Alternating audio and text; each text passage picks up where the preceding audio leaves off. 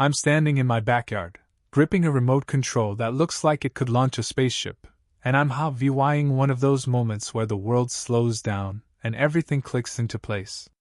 Not because I've had an epiphany or chugged a triple espresso, but because my lawn is drowning in bubbles. Billions of them shimmering, soap-scented orbs spewing from 4 hulking machines that hum like they're plotting world domination.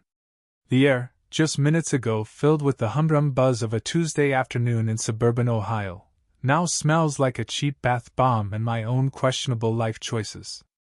I mutter to myself, "Okay, Jake, maybe this was a bit much." The bubbles aren't just floating theory marching, a glittering tide swallowing my neatly trimmed grass and spilling over the white picket fence that separates my yard from hers. Lisa Thompson's house. Ground Zero. Lisa's back door flies open, and there she is, pointing a shaky finger, her face twisted with fury so intense it could curdle milk. She opens her mouth to unleash what I'm sure is a tirade that could peel paint, but the sound is drowned out by the soft saw pop pop fizz saw of the bubble tsunami, and the relentless drone of the IBS 7000s.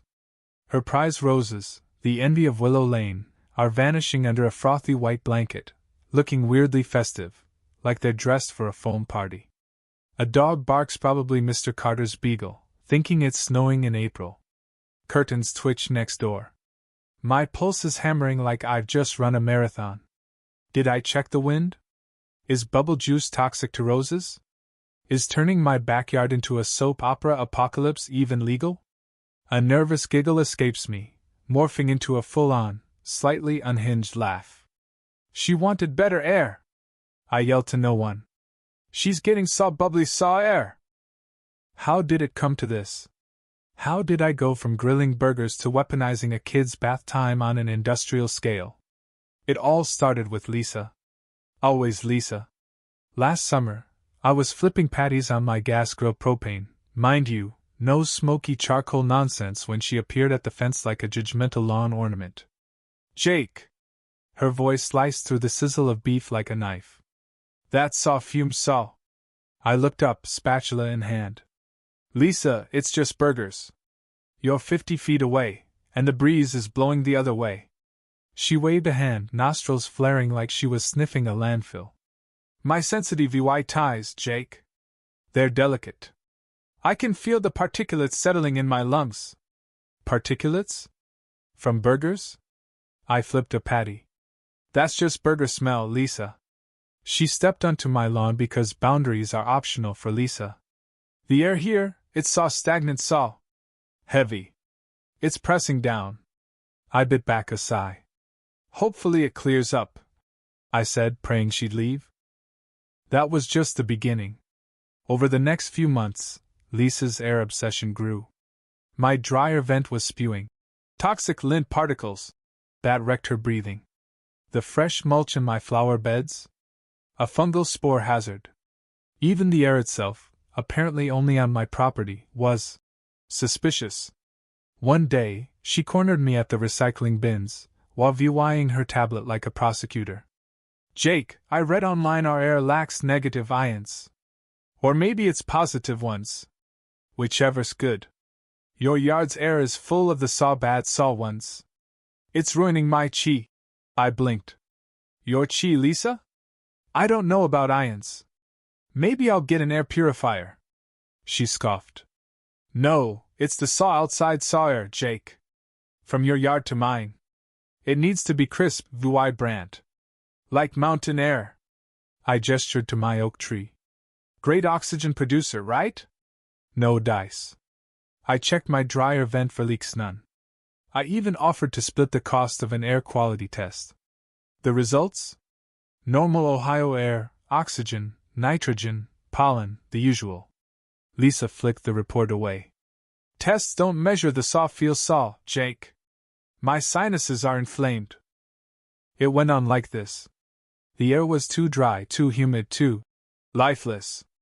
I started dodging her, checking her driveway before stepping outside. I considered a moat. Then came the final straw.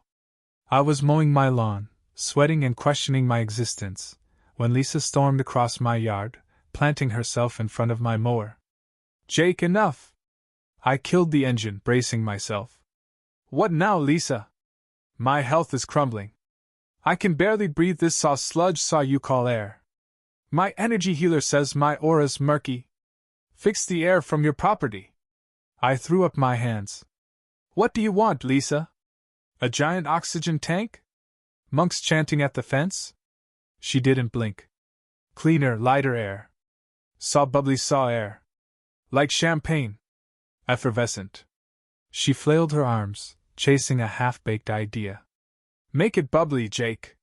She marched off, Leah vying me stunned beside my silent mower. Bubbly air. The most absurd demand I'd ever heard. And that's when a gloriously petty idea took root. She wanted bubbly air? Fine. I'd give her the bubbliest air in Ohio. That night, fueled by indignation and a couple of beers, I dove into the internet. How to make air bubbly. Got me fish tank tips. Useless. But industrial bubble generator. Hit the jackpot. Images of machines spewing bubble clouds for concerts and MOVIE sets lit up my screen. This wasn't just compliance, it was chaos with a soapsud soundtrack. I called Barry's Party Supplies. Barry answered, sounding like he was chewing gravel. Yeah, Barry's. Hi, I need bubble machines for an outdoor project. Like a kid's party? Bubble Buddy 5000, 50 bubbles a minute. No, Barry. Bigger. Old Testament plague level bubbles. Enough to change the air over a quarter-acre lot. Silence, then chewing. Dude, what's this for? A prank? Guy once filled his boss's office with foam. Lawsuit. No prank. I lied. Therapeutic air improvement. My neighbor wants bubbly. Barry sighed.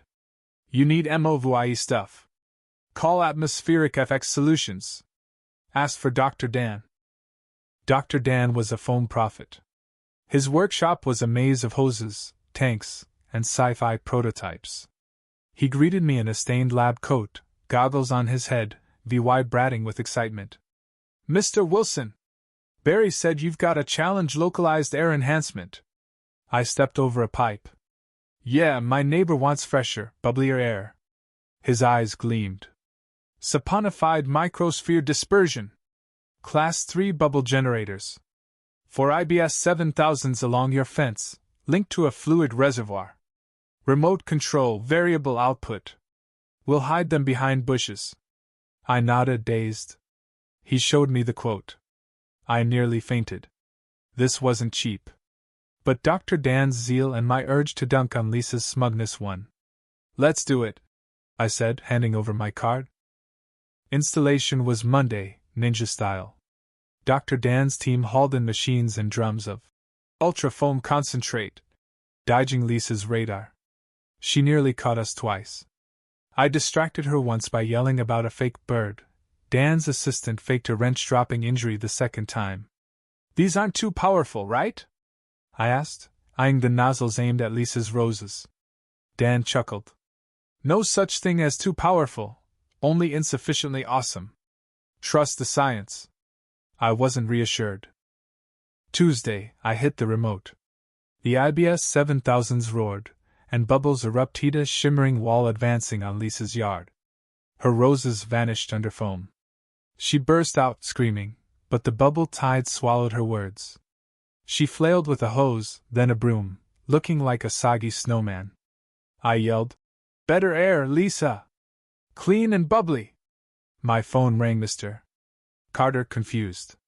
Jake, your house looks like a bubble bath exploded. Just air experiments, Tom. Keep the beagle away. Sirens wailed. Lisa must have called the cops, claiming chemical warfare. 2 officers rolled up, navigating stray bubbles. Officer Brooks, older and weary, sighed as a bubble popped on his sleeve. Dispatch said disturbance. Chemical spill? No spill, I said, all innocence. This is an atmospheric system. My neighbor, I pointed to Lisa, now a foam-covered fury on her porch, wanted bubbly air. I'm complying. Officer Lee, younger, bit back a grin. Bubbly air? Is that a thing? Lisa shrieked. He's assaulting me with soap. Brooks pinched his nose. Is there a law against too many bubbles? Lee shrugged. Keep it on your property, sir. Turn it down. They left, Lee smirking. I waved cheerily at Lisa and dialed the bubbles back a smidge. Next morning, sabotage, the reservoir's cord was unplugged. Child's play. I plugged it back in. But Lisa escalated. The HOA president, Mr. Evans, showed up with a petition. Stop the suds menace. Just air improvement, I said. Lisa asked for it. He wasn't Convine said. Moderate the bubbliness. I called Dr. Dan. Phase 2. She wanted mountain air. Add pine scent. And blue coloring. Dan was thrilled. Pine for invigoration. Blue for big sky vy best. The next session was unreal blue, pine-scented bubbles drifting toward Lisa's house like a Smith invasion. She erupted, calling everyone from the HOA to the EPA. That night, I found a garden gnome jammed in a nozzle. I set up security cameras. The climax hit during an emergency HOA meeting on Mr. Evans's lawn, Lisa's idea to showcase my bubble terror. As Evans started, I hit max output. The IBS 7000s roared, and a blue foam cloud, aided by a perfect breeze, engulfed the board. Evans vanished in suds. Lisa flailed, screaming about pine needles and smurfs. I called from my driveway. Notice the alpine scent? Sirens returned cops, code enforcement, even a fire truck, thanks to Lisa's hazardous foam 911 call.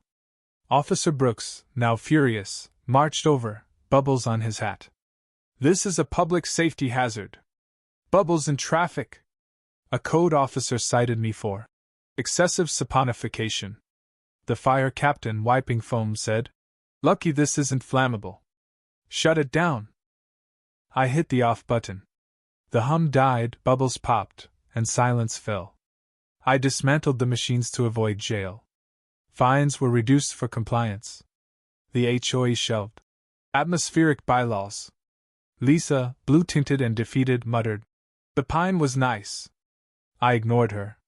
Dr. Dan reclaimed his machines, wistful. A noble experiment. Want a fog machine? I declined. My yard's quiet now.